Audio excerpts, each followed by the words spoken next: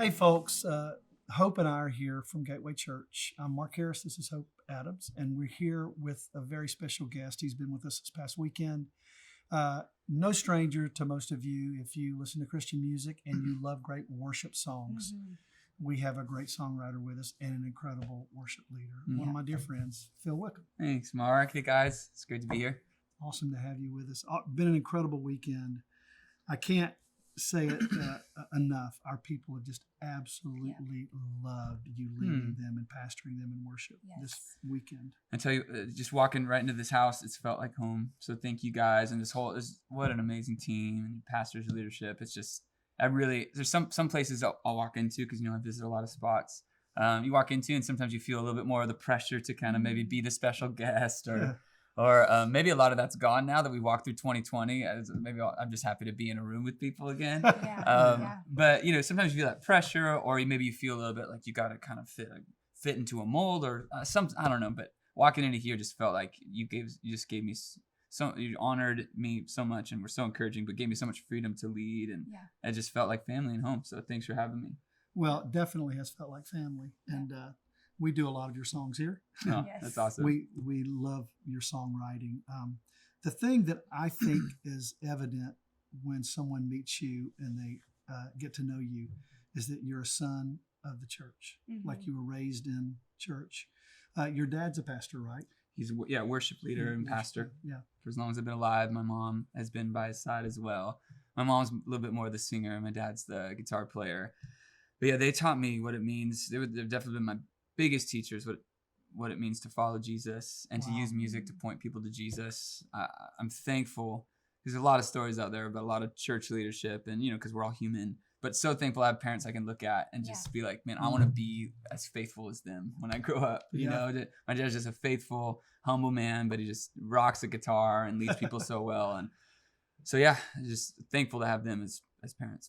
Now, Phil, when did you feel like the call of God was on you, where you had that moment where you're like, I am called to lead people in his presence? Was it when you were growing up under their leadership, or when did that moment There's happen? definitely some moments that I think were real benchmark moments for me growing up. But most of the time, because I think so much, at least me, I was looking for those like riding in the clouds moments, like, am I supposed to do this? What's my calling? Right. Am I supposed to get married? All that's the big questions when you're young. It's like, Lord, like, give me maybe a verse, like burst into flames in the Bible or something, you know what I mean? Like,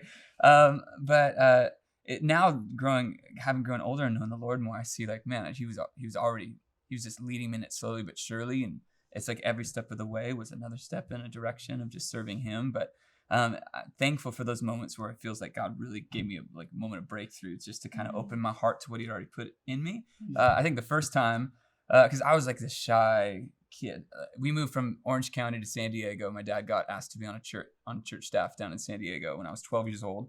So that's like 60 miles away. But for me, no license, 12-year-old kid, could have been another state, Oh, yeah. And so I had nothing to do this whole summer. My dad gave me a guitar and said, hey, if you learn how to play this, you can have this guitar. It could be yours, And so I fell in love with guitar that summer. And the way I learned was my dad would give me these chord charts of all these old songs, I Could Sing Your Love Forever, Lord, I Lift Me on High, Shout to the Lord. Shout to the Lord was hard. I had a lot of chords in it. It took me a while.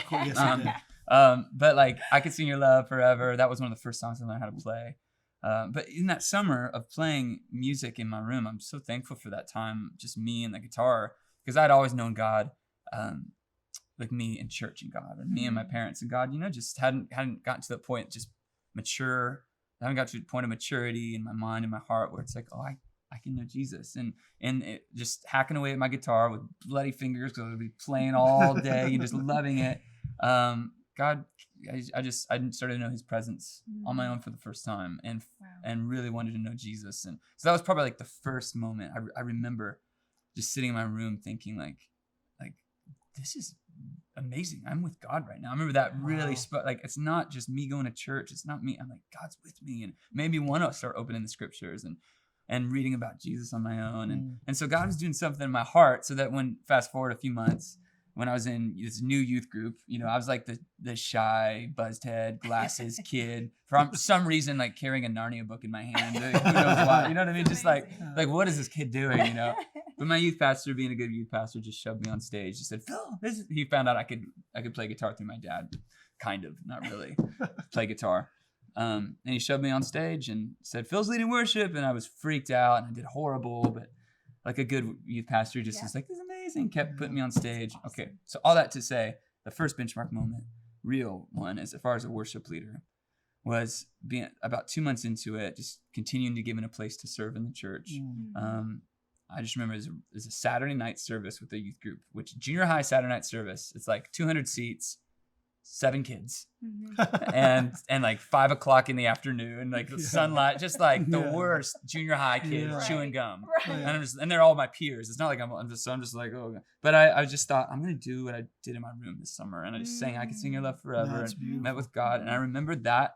Maybe it was in my heart, but also in our youth group's heart. That weekend was the start of something fresh and new for our. I just remember people started singing. It just wasn't something we did as kids, and so it turned into this like Friday night fellowship. So we would build bonfires at the beach and all gather together outside of the church. And young worship leaders in our church started rising up. And then we had a church worship band, and I started writing songs for it. I'm trying to tell the quick story, but I feel like I've already been talking so long. But yeah, that moment, breakthrough moment of people singing with me and realizing like it was just this young boy thing. I was 13 years old of like, whoa, like people, my peers are singing with me and I'm leading this moment, but I'm doing something I love. But I can feel God's joy and presence in this thing. And I just remember saying to God, like, for sure didn't think about writing songs for even my church, let alone other countries to sing. I for sure didn't think about being signed or making anything. It was just, anytime you want me here in these moments, God, I'll be there. I just remember thinking like, this is amazing.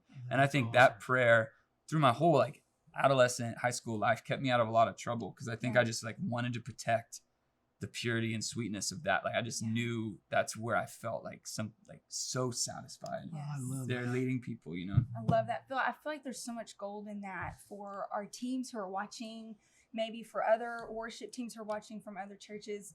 One, you had open hands of just saying, Lord, I'm here to serve however you want me to serve.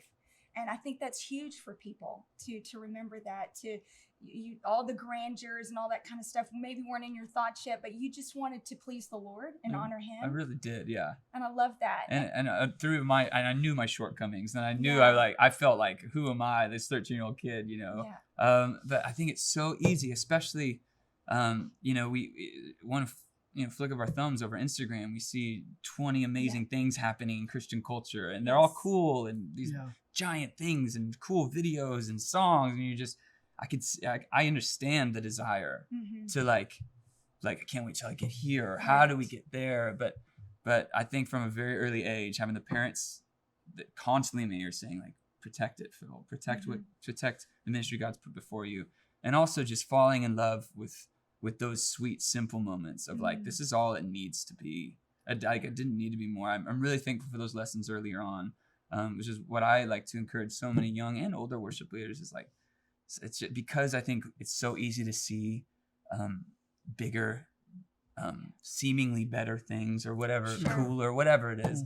You kind of see what's in front of you as maybe a stepping stone, rather than you see it as like, okay, this is what I'm going to do until, you know, but like how my mom really ingrained this in me, and I believe it. It's like wherever we have a chance, whether it's like a home fellowship, front room of a house, or it's at Sunday morning service because you've done it 100 times, you're there again. But whenever you have a chance, I mean, you imagine it like this is like, so God loves the world, but He has set aside Himself a people, a bride, and it's whoever walks into the knowledge of Jesus, it becomes, behold what manner of love the Father has given unto us, that we should be called the sons and daughters of God. Being a child of God is the thing we step into because of His grace, and like, so He's set us, He's His bride, His people, and they give an hour and a half of their crazy busy lives to come at the beginning of the week to meet with the people of God and the family of God and the house of God and the presence of God. And what a crazy honor we have as audio people, tech people, drummers, worship, to present something to them that is really just saying, look at remember how great God is, and take a moment to focus on Him and look at Him. And so just like, it's crazy how the most sacred, beautiful, incredible things can become mundane if we don't if we're not intentional in our hearts, Absolutely. And so, man, it just takes this like a heart of intentionality, constantly being in this place of being intentionally in awe of Jesus and intentionally walking into every situation with like, how can I take the lowest seat? Like, how can I serve? How can I love these people the most? Is it whatever serves this moment the best, I'm there for. And that takes intentionality. That's not something you become. Right. Yes, that's right. Well, it was obvious, even as you led this weekend, I noticed that it was like you were inviting them into your living room, which is very intimate. Yeah. Even though it was a large building, I felt like there were no barriers between you and the congregation. I would say this, I saw a little bit of that young Phil that was in the room for those several months on the platform today. Yeah. Like I saw that, even though a lot of years have passed, I still see the purity and the passion to have a personal experience of worshiping God. And so it's almost like you just invited us into your personal encounter with the Holy Spirit, which was beautiful. I love that. I'm curious because, there's a tension because I see there being this incredible gifting and calling on your life. Also, there's this pull for artistry. That's because you have an incredible voice and you're a great songwriter. How do you balance? Because I see a pastor's heart in you. Like I definitely see that even as you lead worship. How do you keep that in balance? Because I think, one of the things that I love about Gateway is our heart is to restore the heart of the artist to the church and restore the heart of the church to the artist. Because we believe that God is the original artist. But how do you keep it in balance? Does that make sense? Like it does make being sense. a pastor, being a worship leader, but also having this art that you create. Yeah, I think I worried and thought about that question more earlier in my career ministry. When things became outside of my own church walls. That used to be a question I would have maybe even a different answer for. And now I don't think about that. I don't worry about balancing those things. Yeah. Because I think if your first worry is not the right word. Your first kind of, what's the goal? What's your goal? What is today's goal? And it doesn't have to be the same goal as tomorrow. And am I walking into a church to be with Gateway and to lead their church in worship? It's like, well, so I want to prepare my heart for that. And talk with Mark beforehand. I mean, there's all the preparation, like what songs should you think? Let's have a narrative through these songs. Maybe we can have some Bible verses involved. Prepare all that. But it's like, how do I serve then? How do I love these people the best by giving them Jesus and serving them, but also coming alongside of what they're doing and not forcing it. So it's just good. It's a servant heart thing. Yeah. It's a loving thing. Yeah. And so I think if your goal is to love and I do think there's a and I think as you get older, this happens more, but understanding more your calling and what God has put in you. Yeah. And I think a lot of that has to do with just when God is getting glory in your life and you are full of joy, what is that? You know what I mean? Yeah. Like God has put stuff in you. Yeah. Not to for you to hate what you do. Right. Like He's created us all to be creators and all to be workers in some ways, and what is that inside of you? And I'm sure a lot of you that have stepped into the worship ministry, you're tech people or audio people or musicians, and it's probably because you love it at some point. Oh yeah. And so then it's just whatever in front of you, how do you love people the best and love Jesus the best? And are you writing for your church? And so then love them through writing for you. Don't worry about you're a servant first before you're an artist, But it's not. It sounds like a sacrificial thing, but not when you're doing it out of a place of I want to love them by serving them with new songs and new prayers to sing. Yeah. And obviously I'm not gonna put something down that I'm not proud of, but maybe I'll make a decision that if there's two ways to go, I'll make a decision that's I think this might serve the moments the best. I love both of them, but I think this is a cool way to go because I really see how this guitar part or this melody or going this way with this song would really serve the moments in the church. And so you're coming from a place of this is not for me. Yeah. But I think that's not more holy than the people that say, my buddy John Foreman, he lives in the same town as I do, Switchfoot, he writes all those songs.